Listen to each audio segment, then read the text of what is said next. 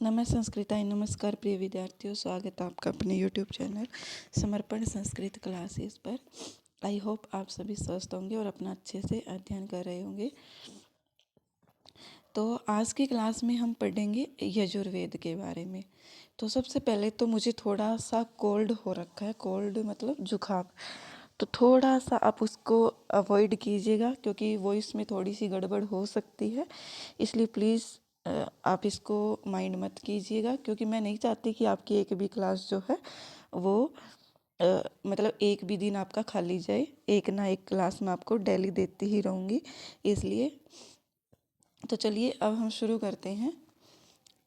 यजुर्वेद पढ़ने से पहले हमारा जो है ना ऋग्वेद, जब हमने कल वाली क्लास में किया था, अगर आपने वो क्लास नहीं देखी है तो आप वो क्लास देख लीजिएगा ऋग्वेद वाली, और डिस्क्रिप्शन में मैं लिंक डाल दूँगी, वहाँ से भी आप देख सकते हैं। तो ऋग्वेद का हमारा कुछ अंश रह गया था, हम पहले वो कर लेते हैं। ऋग्वेद का जो अंश रह गया था, अंश मतलब कुछ पार्ट छूट गया था, तो वो कर लेते हैं। तो सबसे पहले हम करते हैं मंडल क्रम के अनुसार। जैसे हमने पढ़ा था कि ऋग्वेद को कितने मंडल में विभाजित किया गया है, 10 मंडल में। कितने? ऋग्वेद को 10 मंडल में विभाजित किया गया है।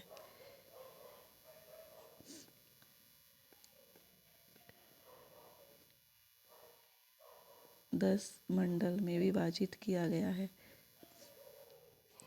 वो 10 मंडल में जो ऋषि दिए गए हैं ना बच्चों, वो ऋषि हमसे पूछे जाते हैं। 10 मंडल में जो जो ऋषि है, मतलब पहले मंडल का ऋषि कौन है, दूसरे का कौन है, तीसरे का कौन है, तो ये हमसे क्वेश्चन में पूछा जाता है, ये ध्यान रखिएगा। और बहुत से विद्यार्थी आते हैं जो चैनल पर पहली बार आते हैं, और आते ही कमेंट करने लग जाते हैं कि मैम आप ऐसे जो है यूजीसी नेट के लेवल का करवाइए, आप एस्टेट टीजीटी के लेवल का करवाइए, आप एस्टेट पीजीटी के लेवल का। तो वो मुझे पता है कि वो आपको क्या देना है, लेकिन मैं आपको बता दूं कि मैं आपको यूजीसी नेट या फिर एस्टेट, ये दोनों के लिए ही क्लास है, एस्टेट टीजीटी और पीजीटी। अब टीजीटी वाले विद्यार्थी ये नहीं पूछेंगे कि क्या मैम टीजीटी के अंदर ये आएगा। इससे मुझे बहुत इरिटेशन सी होती है कि आप सब ये ही नहीं जानते हैं कि क्या आपके एग्ज़ाम में क्या आएगा और क्या नहीं आएगा। तो ये आपको पहली बात पता होना चाहिए कि आपके एग्ज़ाम में क्या आएगा और क्या नहीं। तो यूजीसी नेट के अंदर भी आप सभी ने देखा होगा, ऋग्वेद संहिता का मतलब जो चारों वेद है, इनका सामान्य परिचय पूछा गया है, तो हम वही कर रहे हैं, सामान्य परिचय हम पढ़ रहे हैं। तो यहाँ पर हमने कल वाली क्लास में ऋग्वेद किया था, जो कुछ पोर्शन रह गया था वो हम कर लेते हैं अभी।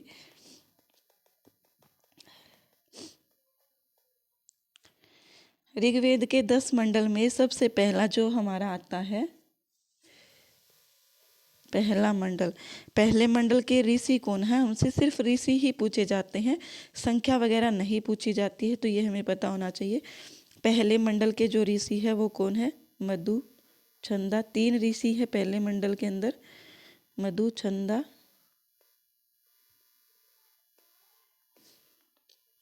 मेधा तिथि। मेधा तिथि लिख लीजिएगा आप ये साथ साथ। दीर्घतमा, क्या है? दीर्घतमा। ये हमारे पहले मंडल के ऋषि है। इन तीनों को अच्छे से याद रखना है। याद मीन्स कि आपका ना जो हमारा पेपर आता है वो ऐसा नहीं होता कि आप हमें ऋग्वेद के पहले मंडल का ऋषि बताइए और हमें ऑप्शन नहीं दिए जाते हैं। तो आप सभी जानते हैं हमारे एग्ज़ाम में ऑप्शन आते हैं, तो हम सिर्फ और सिर्फ पहचान करते हैं। तो ये आप पहचान कीजिए या याद कीजिए, कैसे मर्जी कीजिए, आपको पता होना चाहिए कि पहले मंडल का ऋषि कौन है। तो वो है हमारा मधुचंदा, मेधा तिथि और दीर्घतमा। इन तीनों में से कोई भी पूछा जा सकता है। दूसरा है हमारा गृत्समद। कौन है? गृत्समद। तीसरा आते हैं हमारे तीसरे मंडल के जो ऋषि है वो कौन है? विश्वामित्र। कौन है? विश्वामित्र। फोर्थ है हमारे वामदेव। कौन है? वामदेव। पांचवें मंडल के जो ऋषि है वो कौन है? अत्रि। कौन है? अत्रि। छठे भारद्वाज। भारद्वाज। सातवें नंबर के जो हमारे ऋषि आते हैं वो कौन है? वशिष्ठ।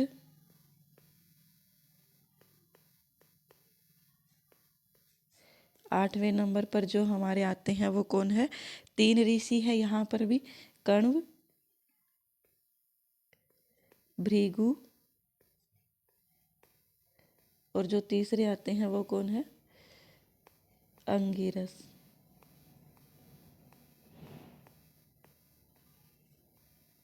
ये तीन हमारे कौन है? आठवें सूक्त के ऋषि है। नौवां सूक्त आता है हमारा, नौवां सूक्त यहीं पर लिख देती हूँ मैं। सोम और पवमान इसके ऋषि है। कौन? सोम और पवमान।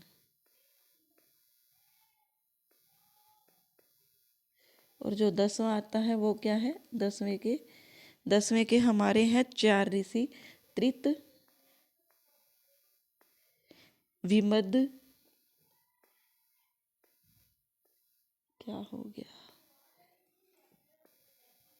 विमद, श्रद्धा और कामायनी। ये आप लिख लीजिएगा, यहाँ पर स्पेस नहीं है। कामायनी, मैंने ये थोड़ा सा हिंट डाल दिया है। तो ये हमारे 10 के 10 मंडलों के ऋषि है। और हमसे प्रश्न कैसा पूछा जाएगा, मैं स्क्रीनशॉट रख देती हूँ इसका। प्रश्न हमसे पूछा जाएगा कि जो हमारे, जैसे मैं बता देती हूँ आपको, प्रश्न आएगा हमारे पास ऋग्वेद के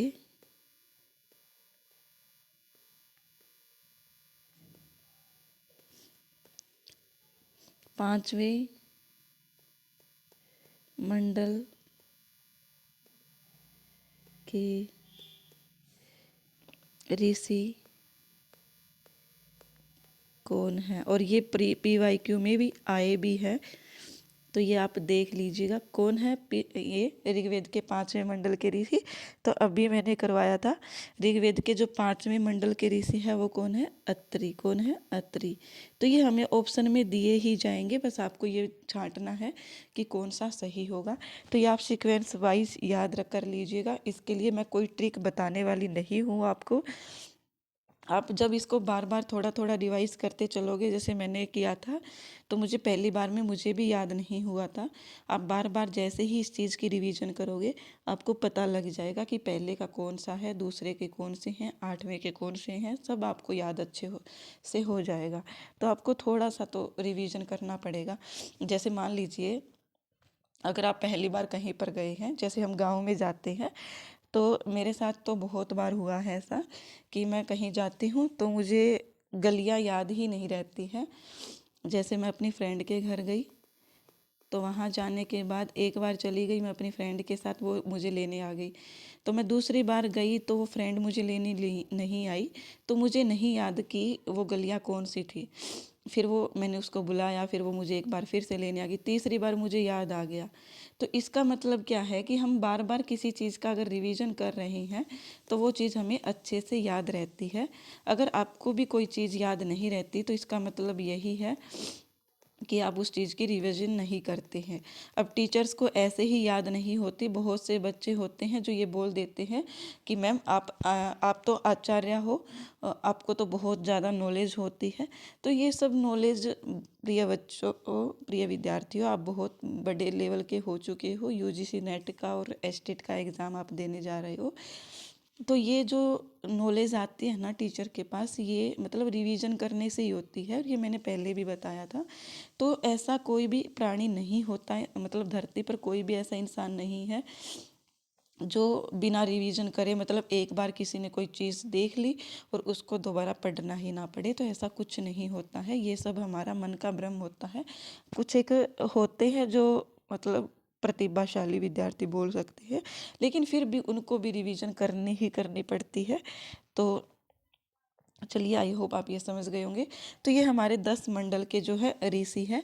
अब कुछ थोड़ा सा और कंटेंट रहता है ऋग्वेद का, वो भी मैं आपको बता ही देती हूँ। मैं नहीं चाहती कि आपका एक भी क्वेश्चन एग्जाम से छूटे और आप बोलो कि मैम आपने करवाया नहीं था। इसलिए तो यहाँ पर जो हमारा जो कंटेंट रहता है वो रहता है कि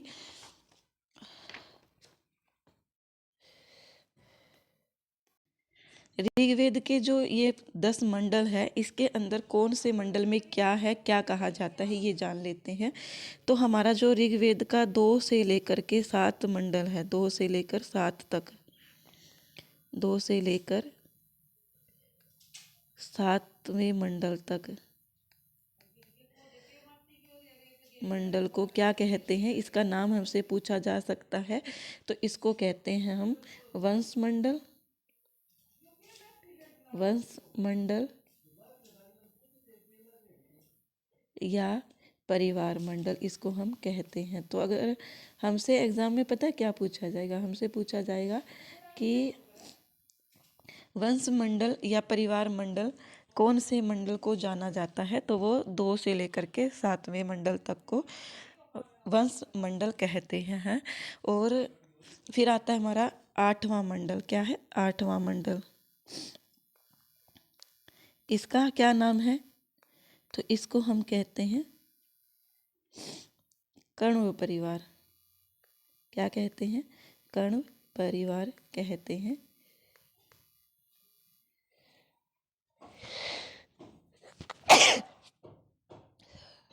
सॉरी,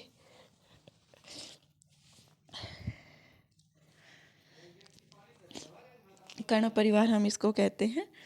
तो ये जो कण्व परिवार है, प्रिय विद्यार्थियों, आपको ये मोस्ट इम्पोर्टेंट है, ध्यान रखना है।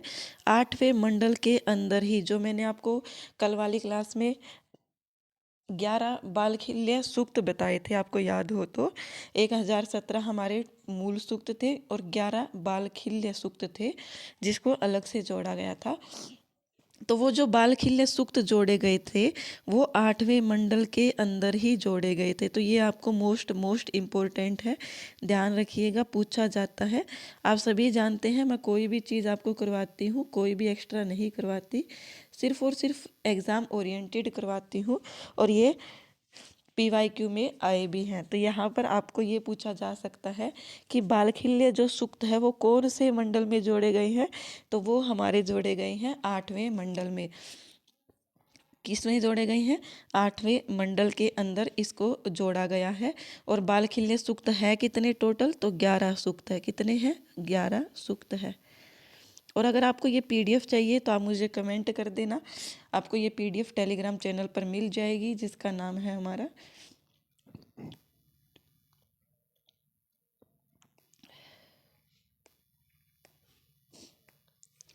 टेलीग्राम चैनल का नाम है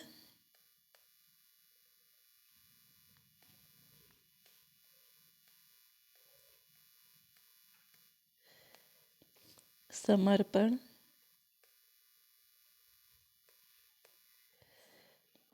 संस्कृत क्लासेस। ये हमारा क्या है, टेलीग्राम चैनल का नाम है। अगर आपको अबाउट में लिंक मिलने से अगर आपका टेलीग्राम चैनल नहीं ज्वाइन हो पा रहा है, या आपको नहीं पता कि अबाउट से कैसे हम टेलीग्राम लिंक जो है प्राप्त कर सकते हैं, तो आप टेलीग्राम चैनल को टेलीग्राम पर जा कर के समर्पण संस्कृत क्लासेस नाम से सर्च करिए। आपको 2 चैनल दिखाई देंगे, दोनों के दोनों आप ज्वाइन कीजिएगा, क्योंकि एक चैनल के अंदर आपके कमेंट्स का रिप्लाई कर दिया जाता है और दूसरे चैनल के अंदर आपको PDF प्रोवाइड की जाती है। तो मैं तो आपको यही सजेस्ट करूँगी कि आप दोनों ही ज्वाइन कीजिए, लेकिन फालतू बात वहाँ पर कोई नहीं करेगा। जो ग्रुप अगर चैट के लिए ओपन है, तो अगर किसी ने भी फालतू बात बोली तो मैं उसको ब्लॉक कर दूँगी, क्योंकि मुझे बिल्कुल भी अच्छा नहीं लगता है ये चीज़। आज तक लगभग हमारे 300 से 400 विद्यार्थी ऐड हो चुके हैं, कोई भी फालतू कमेंट जो है वहाँ पर नहीं होती है। तो चलिए, यहाँ पर हमारा ये हो गया टेलीग्राम चैनल का नाम। अब है कि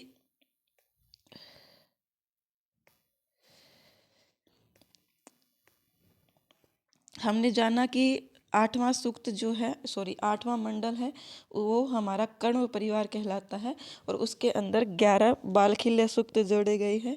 तो ये हमने जान लिया है। अब आता है हमारा 9वां मंडल। क्या है, 9वां मंडल। 9वां मंडल हमारा क्या कहलाता है, तो इसको हम कहते हैं सोम मंडल या फिर पवमान मंडल। ये भी मोस्ट इम्पोर्टेंट है प्रिय विद्यार्थियों। पूछा गया है ये एग्जाम में कि सोम या पवमान मंडल नाम से कौन से मंडल को जाना जाता है। तो ये आप ध्यान रखिएगा, 9वें मंडल को सोम या फिर पवमान नाम से जाना जाता है।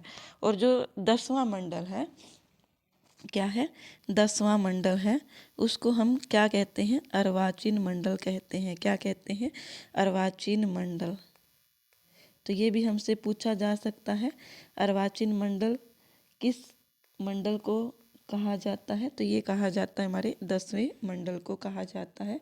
आई होप आप ये समझ गए होंगे। 9वें मंडल को सोम या फिर पवमान मंडल कहते हैं। चलिए, हमारा ऋग्वेद का यही कंटेंट रहता था, ये मैंने आपको बता दिया है। अब हम शुरू करते हैं अपने यजुर्वेद को। किसको करते हैं, यजुर्वेद को। यजुर्वेद।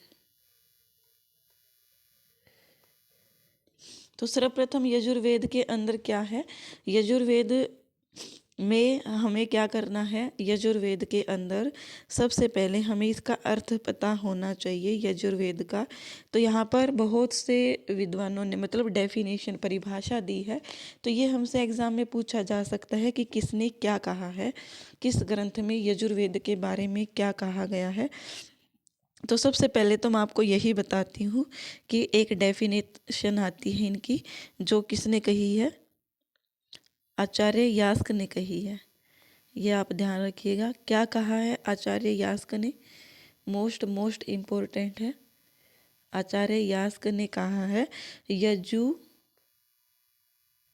क्या, यजुर यज्यते है। क्या कहा है, यजुर यज्यते, यजुर यज्यते, अर्थात यज्ञ से संबंधित जो मंत्र है, क्या है, यज्ञ से संबंधित जो मंत्र है उसको क्या कहा जाता है, यजुस कहते हैं। क्या कहते हैं, यजुस, अर्थात यजुर्वेद कहते हैं। तो यहाँ पर मैं लिख देती हूँ इसका अर्थ, यज्ञ से संबंधित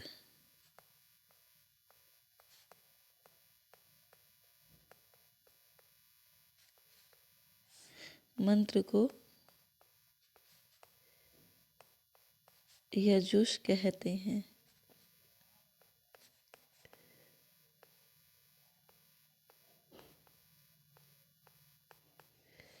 यजुर यजते। अब प्रश्न में कैसा पूछा गया है, एस्टेट के PYQ में भी सेम क्वेश्चन आया था और नेट में भी। कैसे पूछा गया था बताती हूँ मैं आपको, ये मैं स्क्रीनशॉट रख देती हूँ। प्रश्न पूछा गया था हमसे कि डैश डैश यज्जते, क्या कहा गया, डैश यज्जते। फिर हमें ऑप्शन में दिया गया, नंबर 1 ऋक, ऋग भी बोल सकते हैं हम इसको, 2 यजुः, 3 साम, और 4 हमारा था अथर्व। तो यहाँ पर हमें ये पता होना चाहिए, जो यज्ञ थे, यज्ञ का संबंध जिससे है वो किससे है, यजुर्वेद से। तो ऑप्शन नंबर 2 हमारा सही हो जाएगा। इस प्रकार के प्रश्न हमें देखने को मिलते हैं।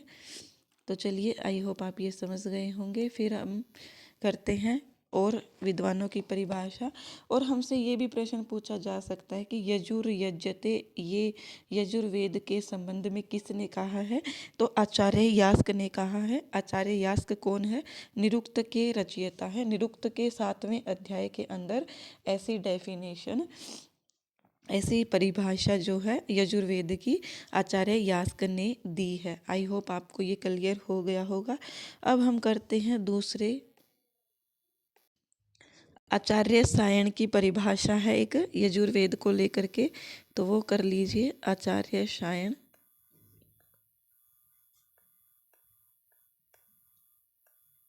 क्या कहा है आचार्य सायण ने, इष्ट प्राप्ति ये क्या हो गया, इष्ट प्राप्त्यनिष्ट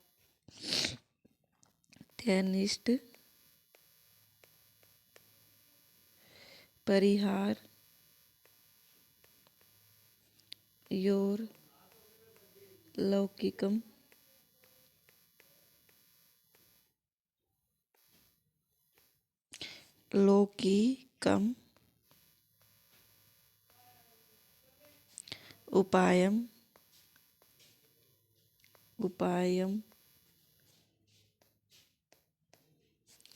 उपायम यो ग्रंथो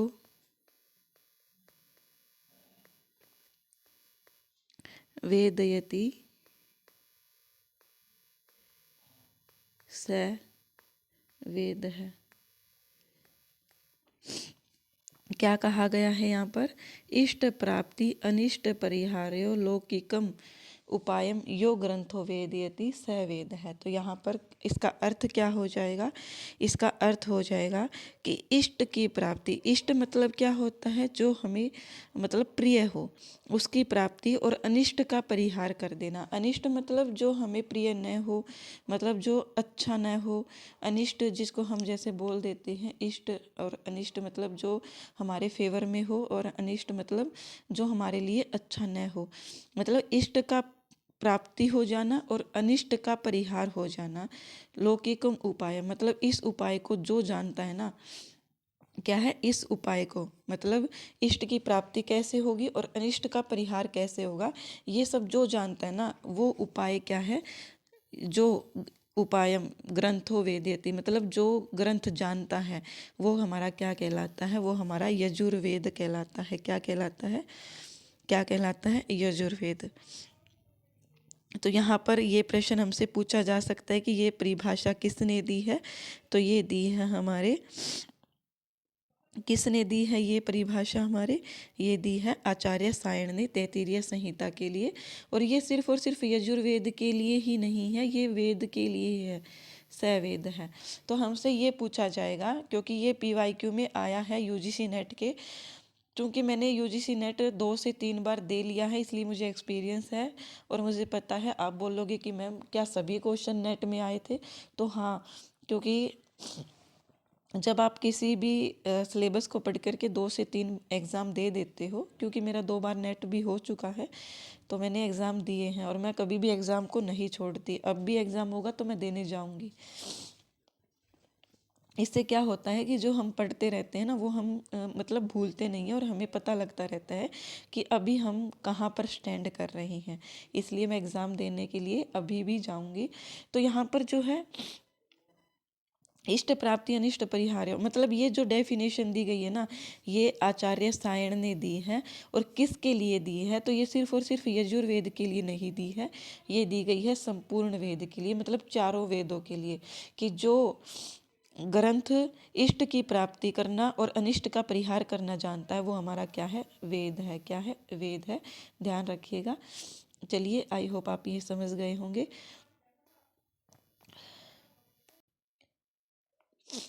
सायण जो है, आचार्य सायण यजुर्वेद की महत्व को किस प्रकार से प्रतिपादित करते हैं, किस प्रकार से बतलाते हैं।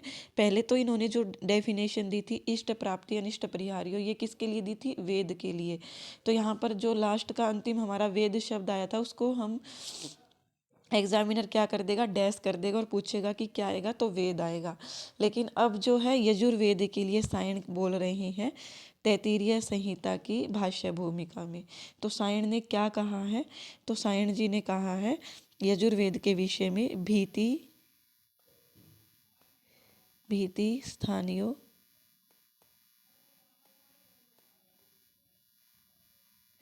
यजुर्वेद है। क्या कहा है, भीति स्थानीय यजुर्वेद है। तो ये हमें पता होना चाहिए। ये किसने कहा है, ये कहा है आचार्य सायण ने। किसने कहा है, आचार्य सायण ने। मोस्ट इम्पोर्टेंट है, कोई भी चीज़ आपको, कोई भी कंटेंट फालतू का नहीं दिया जाएगा, इसलिए आपको जो भी दिया जा रहा है अच्छे से कीजिए। भीति स्थानीय यजुर्वेद है, ये आचार्य सायण ने दिया है। साथ साथ आप अपने हैंडमेड्स नोट्स बनाओगे तो और भी अच्छा रहेगा। अब है कि यजुर्वेद शब्द की जो उत्पत्ति है या यजुर्वेद शब्द बना किस प्रकार से है, ये हम देख लेते हैं। तो यजुर्वेद जो शब्द है वो कैसे बना है, तो यहाँ पर यज धातु, क्या है, यज धातु से उसी प्रत्यय, क्या है, उसी प्रत्यय से क्या बनेगा, क्या बनेगा, यजुष, यजुष शब्द बनेगा, यजुष शब्द बनेगा।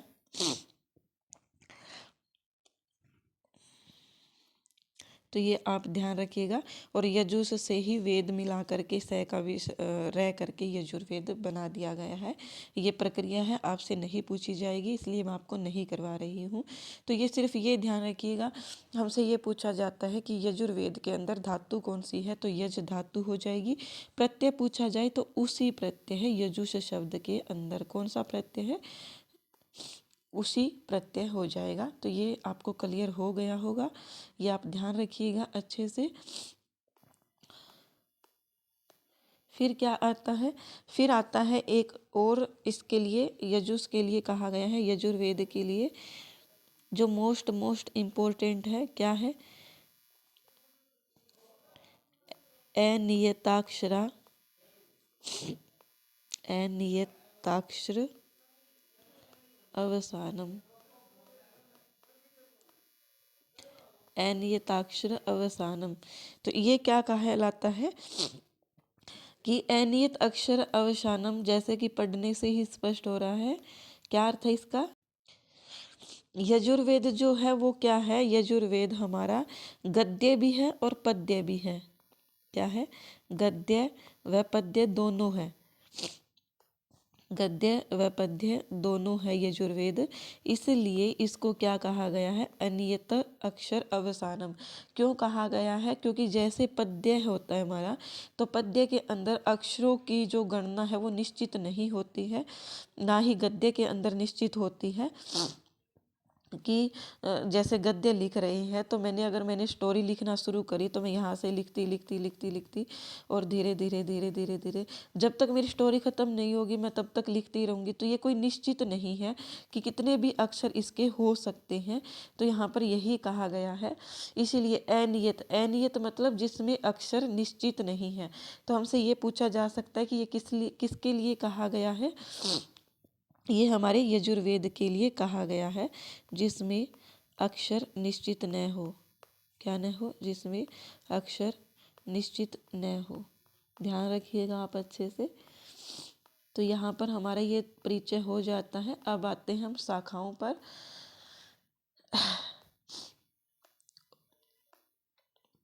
तो यजुर्वेद की जो शाखाएं हैं, पहले तो यजुर्वेद को 2 भागों में विभाजित किया गया है। क्या किया गया है, 2 भागों में विभाजित किया गया है। 2 भागों में विभाजित करके ही हम इसका आगे कुछ जानेंगे।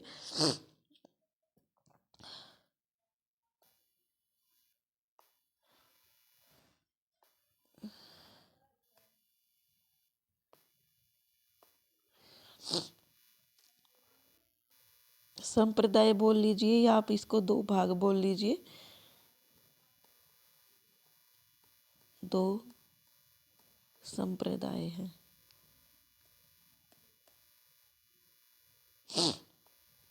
क्या है, यजुर्वेद के 2 संप्रदाय हैं। कौन कौन से हैं, किसको क्या बोलते हैं, ये ध्यान रखिएगा।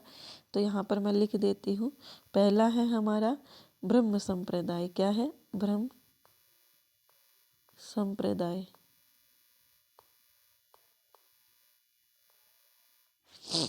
दूसरा है हमारा कृष्ण संप्रदाय। क्या है, सॉरी आदित्य संप्रदाय। ये संप्रदाय है।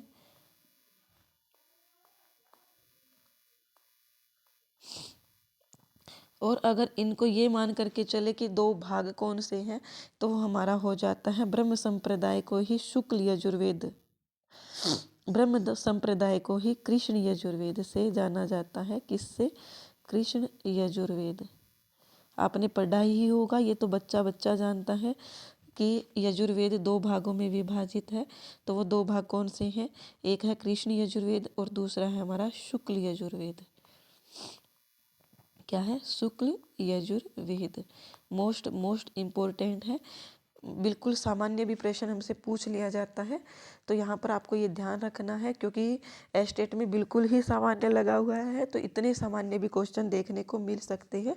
हो सकता है कि यूजीसी नेट में इतने सामान्य क्वेश्चन न देखने को मिले, लेकिन फिर भी आपको ये अच्छे से याद रखना है, क्योंकि कभी कभी ना ऐसा होता है कि हम विशिष्ट अध्ययन कर जाते हैं और हमें सामान्य की जानकारी ही नहीं होती है। तो ये आप ध्यान रखिएगा।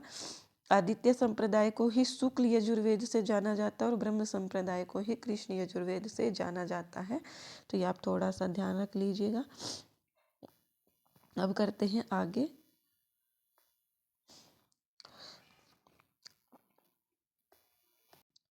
अब हम यजुर्वेद की शाखाओं के बारे में पढ़ेंगे।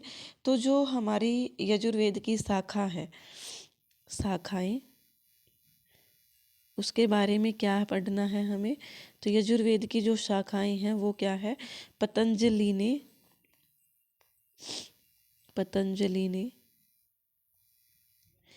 कितनी शाखाएं मानी है यजुर्वेद की? पतंजलि ने 100 या कितनी? 101 शाखाएं मानी हैं। तो ये हमसे प्रश्न देखने को मिल सकता है, क्योंकि पतंजलि से रिलेटेड हर बार मतलब कोई ना कोई वेद से देखने को मिलता ही है। एक बार इनका ऋग्वेद से भी पूछा गया था। तो यहाँ पर पतंजलि की आपको ध्यान रखनी है। 2 लोगों ने ही, मतलब 2 चीज़ों से ही डिफाइन कर रखी है सभी वेदों की शाखाएं, पतंजलि के अनुसार और चरणव्यूह के अनुसार। तो पतंजलि ने 100 या 101 शाखाएं मानी है। अगर हम इसको संस्कृत में लिखे तो कैसे लिखा जाएगा? एक शतम अथर्वण्यु शाखा, एक शतम अथर्वण्यु शाखा।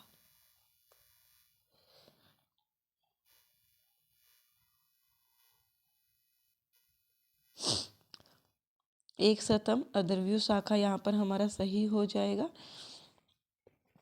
इसको हम ऐसे भी बोल सकते हैं कि यजु रेक शता अध्वकम। तो ये भी हमारा ठीक हो जाएगा। दोनों ही तरीके से हम इसको लिख सकते हैं। ये संस्कृत में है। सिर्फ अगर आपको ये याद होगा कि 100 या 101 किसने मानी है, तो आप ये अच्छे से कर सकते हैं। तो ये किसने माना है? हमारे पतंजलि जी ने मानी है। फिर आते हैं हमारे चरणव्यूह के अनुसार कितनी शाखाएं हैं यजुर्वेद की। तो चरणव्यूह के अनुसार हो जाएगी हमारी 86 शाखा। कितनी हो जाएगी? चरणव्यूह के अनुसार 86 शाखाएं हो जाएगी। कितनी? 86 शाखाएं।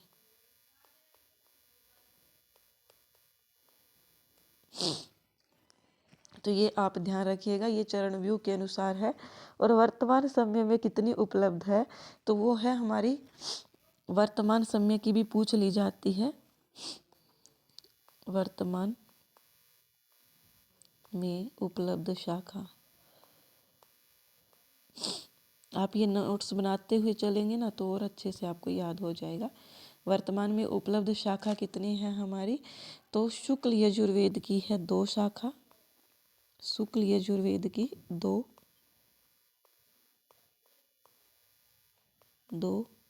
और कृष्ण यजुर्वेद की 4। कितनी है? कृष्ण यजुर्वेद की 4। तो ये 4 और 2 शाखाएं कौन कौन सी हैं, इसको हम करते हैं। शुक्ल यजुर्वेद की 2 शाखाएं हैं। याद कैसे रखोगे? तो बहुत आसान सी बात है। स से जो हमारा शुक्ल बना हुआ है, तो इसका पहला अक्षर हमारा 2 ही है, इससे आप याद रख सकते हैं।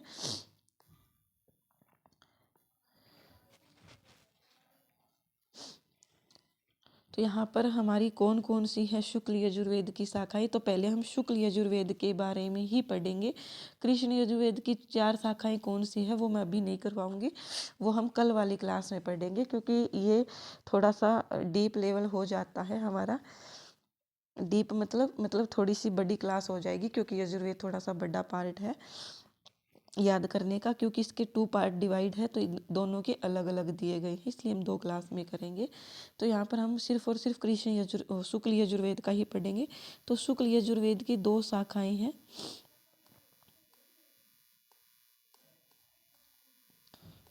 दो शाखाएं कौन कौन सी हैं? 2 शाखाएं तो वो हैं हमारी 2 शाखाएं कौन कौन सी है? पहली है वाजसनेयी संहिता, वाजसनेयी संहिता।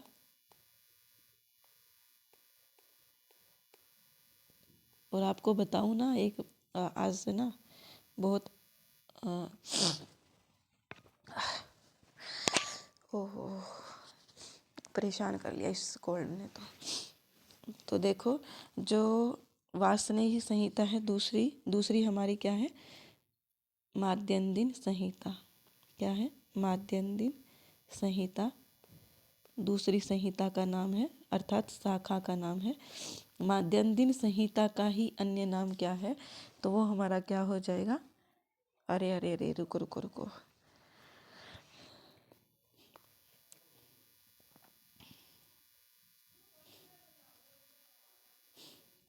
सॉरी प्रिय विद्यार्थियों। तो ये हमारी जो वाजसनेयी संहिता है, इसी का अन्य नाम क्या है? माद्यन्दिन संहिता। और दूसरी जो हमारी संहिता आती है वो क्या है? काण्व संहिता। क्या है? काण्व संहिता। ये दोनों क्या है? यजुर्वेद की शाखा है, शुक्ल यजुर्वेद की है। कृष्ण यजुर्वेद की अलग से पढ़ेगी, तो ये आप ध्यान रखिएगा।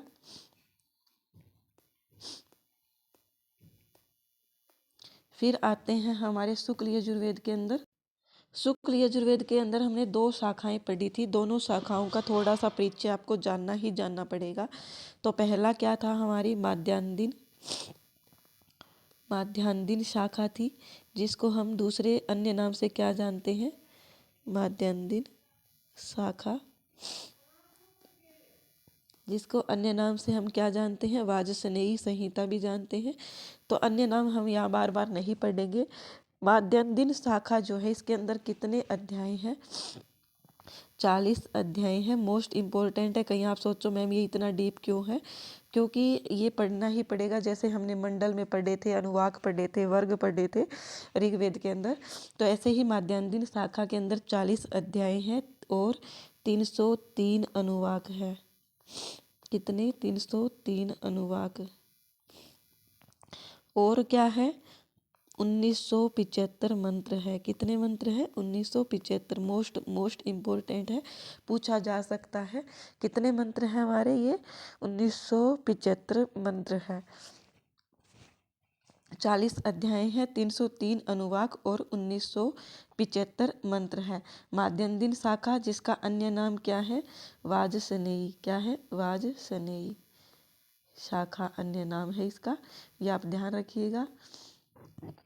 इसके बाद हमारा आता है क्वेश्चन कि जो हमारी दूसरी शाखा है, जिसका नाम है काण्व शाखा, काण्व का विभाजन कैसे किया है? तो ये दोनों का ही आपको याद रखना है, मोस्ट इम्पोर्टेंट है। काण्व शाखा के अंदर कितने हैं अध्याय? हमारे इसमें भी 40 ही है। कितने अध्याय हैं? 40 अध्याय हैं। अनुवाक कितने हैं? तो वो हमारे हो जाएंगे 328 अनुवाक। पहले 303 थे, इसमें 25 और ऐड हो गए हैं, तो 328। मंत्र कितने हैं? 2086। कितने हैं? 2086 मंत्र। तो ये आप अच्छे से कर लीजिएगा। काण्व शाखा का विभाजन इस प्रकार से हुआ है।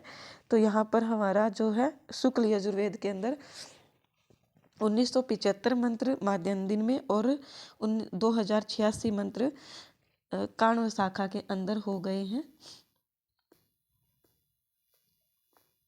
अब आता है कि जो हमारी शुक्ल यजुर्वेद है, शुक्ल यजुर्वेद, इसके रचयिता कौन है? शुक्ल यजुर्वेद के रचयिता कौन है? तो यहाँ पर ये शुक्ल यजुर्वेद जो है, इसके रचयिता मतलब इसके जो ऋषि है, रचयिता से आप ये मत समझ लीजिएगा कि वेद की रचना फिर मैम आप तो बोलते थे कि मतलब अपुरुष है, किसी पुरुष ने नहीं की है, तो फिर ये याज्ञवल्क्य कैसे कर सकता है। ये शुक्ल यजुर्वेद के ऋषि है। तो ऋषि कौन हो जाएंगे? शुक्ल यजुर्वेद के ऋषि। तो ये मोस्ट इम्पोर्टेंट है, पूछा जाता है कौन हो जाएंगे? याज्ञवल्क्य। कौन हो जाएंगे? याज्ञवल्क्य मोस्ट इम्पोर्टेंट है, शुक्ल यजुर्वेद के ऋषि। फिर हमारे आते हैं जो शुक्ल यजुर्वेद है, इसकी विषय वस्तु कि शुक्ल यजुर्वेद के अंदर क्या क्या है। तो मोस्ट इम्पोर्टेंट हो जाएंगी सभी चीज़ें। तो विषय वस्तु कर लेते हैं हम। विषय वस्तु पहला क्या हो जाएगा इसके अंदर? इसके अंदर ये शुक्ल यजुर्वेद में आप सभी ने पढ़ा कि 40 अध्याय है। क्या है? 40 अध्याय है। अब इसमें से मैं आपको वो चीज़ें करवाऊंगी 40 अध्याय के अंदर कि कौन से अध्याय में क्या चीज़ें है। तो ये मोस्ट इम्पोर्टेंट हो जाता है। तो सर्वप्रथम मैं यहाँ पर 1 नंबर नहीं डालूंगी, यहाँ पर डालूंगी मैं अध्याय 16। क्या है? अध्याय 16। इसको क्या कहते हैं? रुद्र अध्याय कहते हैं। क्या कहते हैं? रुद्र अध्याय। तो ये मोस्ट इम्पोर्टेंट है, ध्यान रखिएगा। हमसे प्रश्न कैसे पूछा जाएगा? हमसे पूछा जाएगा कि रुद्र अध्याय किस अध्याय को कहा जाता है? तो वो हमारा कहा जाता है 16 को। किसको कहा जाता है? 16 को। फिर है हमारा 26 से 29 अध्याय। क्या है? 26 से 29 अध्याय। 26 से 29 अध्याय इसको क्या कहते हैं? खिल अध्याय कहते हैं। क्या कहते हैं? खिल अध्याय। इसके बाद हमारे आते हैं अध्याय 31। 31 अध्याय अर्थात 31वां अध्याय है ये, कहीं आप 31 अध्याय समझ लो। 31वां अध्याय में क्या है? 31वें अध्याय में हमारा आ जाएगा पुरुष सूक्त। पुरुष सूक्त और विष्णु सूक्त, ये दोनों हैं। तो आपसे ना ये पूछा जाएगा, क्योंकि पुरुष सूक्त है ना बच्चों, बहुत बहुत बहुत इम्पोर्टेंट है। तो हमसे ना क्या पूछा जाएगा कि पुरुष सूक्त किस वेद से संबंधित है? तो पुरुष सूक्त है हमारे यजुर्वेद से। और ऑप्शन में ये दिया जाए कि कृष्ण यजुर्वेद, शुक्ल यजुर्वेद, तो ये हमारा पुरुष सूक्त जो है शुक्ल यजुर्वेद से संबंधित है। तो यहाँ पर हमारा 3 अध्याय हो गई हैं, मतलब 3 मतलब इसका जो इम्पोर्टेंट है। तो 16वें अध्याय में रुद्र अध्याय जिसको कहते हैं, 26 से 29 अध्याय को खिल अध्याय कहते हैं, और 31वां अध्याय के अंदर क्या है? पुरुष सूक्त और विष्णु सूक्त का वर्णन है। फिर आगे क्या है इम्पोर्टेंट इसके अंदर? फिर है इसके अंदर अध्याय 34वां अध्याय, जो क्या कहलाता है? मोस्ट इम्पोर्टेंट है। 34वां अध्याय हमारा कहलाता है शिव संकल्प सूक्त। क्या कहलाता है? और ये बहुत बार क्वेश्चन में पूछा गया है। शिव संकल्प सूक्त किस वेद से संबंधित है और इसकी संख्या कितनी है? तो इसकी संख्या भी हमें पता होनी चाहिए। और ये क्या है? हमारा 34वां अध्याय है। इसकी संख्या हम तब कर लेंगे जब हम शिव संकल्प सूक्त को अलग से पढ़ेंगे। बस आप ये ध्यान रखिएगा कि ये 34वें अध्याय से है, यजुर्वेद के, शुक्ल यजुर्वेद के 34वें अध्याय।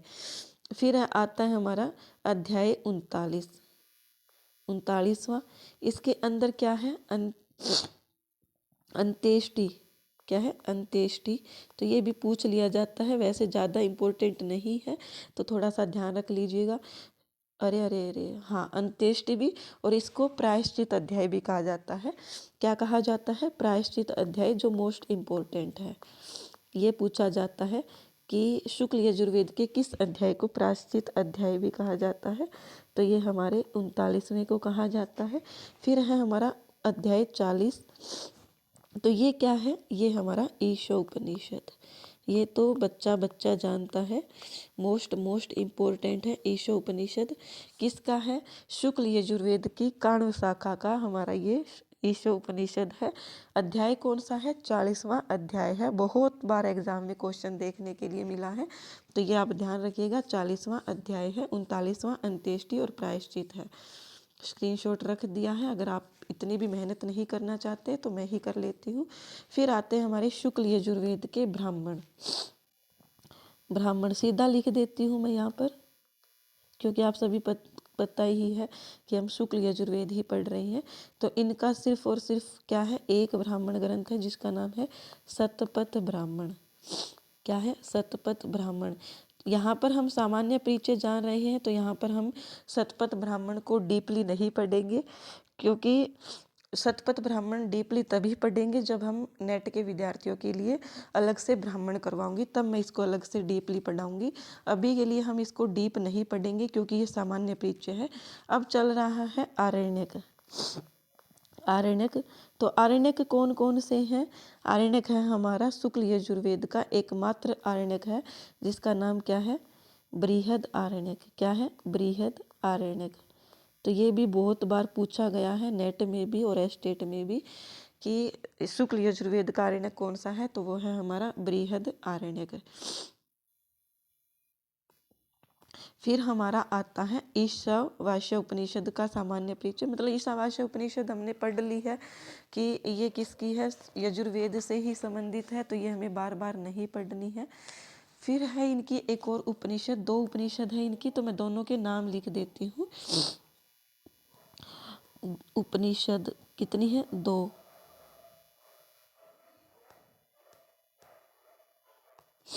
उपनिषद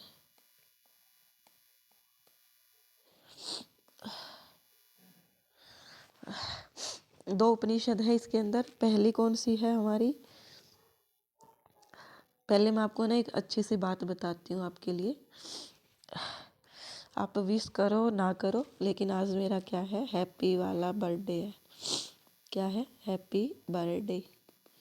तो मैं खुद को ही बोल लेती हूँ हैप्पी बर्थडे टू मी। आप बोलो ना बोलो वो आपकी मर्जी है। आज मेरा जन्मदिन है, इसलिए मैं नहीं चाहती थी कि आज जन्मदिन के दिन भी आपकी क्लास कोई मिस करूं, क्योंकि आप सब मुझ पर इतना ट्रस्ट करते हैं कि जो है आप यहाँ पर आए हैं बिना किसी के कहने पर, आप मुझ पर ट्रस्ट कर रहे हैं। तो मैं बहुत बहुत लकी हूँ कि मेरे पास इतने प्रिय मतलब इतने प्यारे प्यारे स्टूडेंट्स हैं जो मुझसे पढ़ रहे हैं, मुझ पर ट्रस्ट कर रहे हैं। और मैं ये आपका ट्रस्ट कभी भी नहीं तोड़ूंगी, कभी भी आपको कोई भी चीज़ फालतू नहीं करवाऊंगी। सिर्फ और सिर्फ मतलब आपको सक्सेस के मार्ग पर लेकर के जाऊं, बस यही मेरी कामना है। साथ साथ मतलब साथ साथ मैं भी सक्सेस हूँ, साथ साथ आप भी सफलता को प्राप्त करें, ये मेरी शुभ कामना है आप सभी को। और मैं बहुत बहुत लकी हूँ कि आज के दिन मेरा जन्म हुआ और मैं आप सभी के लिए कुछ कर पा रही हूँ, अपने जीवन को व्यर्थ नहीं कर रही हूँ। तो ये मुझे बहुत गर्व की बात है मेरे लिए, कोई और करे ना करे। तो यहाँ पर चलिए, ये तो हो गया हमारा, थोड़ा सा बता देना चाहिए, फिर आप बोलोगे मैम आपने बताया नहीं था। तो यहाँ पर 2 उपनिषद है। 2 उपनिषद में पहली उपनिषद हमारी कौन सी है? पहली उपनिषद है हमारी ईशावास्य उपनिषद। ईशावास्य उपनिषद, इसका विस्तृत परिचय हम अलग से पढ़ेंगे। और दूसरी हमारी क्या है? बृहद आरण्यक उपनिषद। क्या है? बृहद आरण्यक उपनिषद। और अब रह गया हमारा यजुर्वेद का कृष्ण यजुर्वेद, तो वो हम कल की क्लास में करेंगे। चलिए, आई होप आपको ये क्लास अच्छी लगी होगी। क्लास को शेयर करना मत भूलिएगा, और आप सभी की सफलता ही मेरी सफलता है, ये याद रखिएगा। इसलिए प्लीज़ अपनी पढ़ाई में कंजूसी नहीं करनी है। धन्यवाद, बने रहे हमारे साथ इसी प्रकार से।